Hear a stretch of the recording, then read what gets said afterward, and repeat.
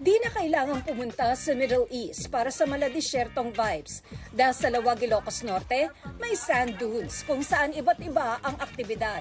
Pwedeng magpadula sa sandboarding at kung gusto ang mas extreme, 4x4 ang subukan para maglibot sa buhanginan.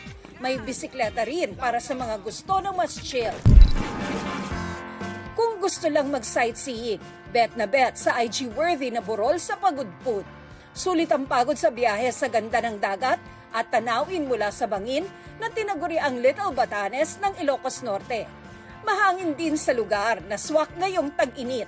Dagdag atraksyon din ang wind farm na masisilayan mula sa burol. At kung pabalik na sa Metro Manila, pwede ring mag-side trip sa bayan ng Solsona. Ang daraanan mong kalsada, malabagyo naman sa lamig at ganda. Marami kasing pine trees sa gilid ng daan at tanaw rin ang Sea of Clouds. Para sa GMA Integrated News, ako si Tina Panganiban Perez, ang inyong saksi.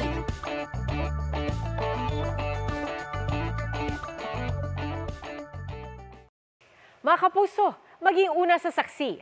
Mag-subscribe sa GMA Integrated News sa YouTube para sa iba't ibang balita.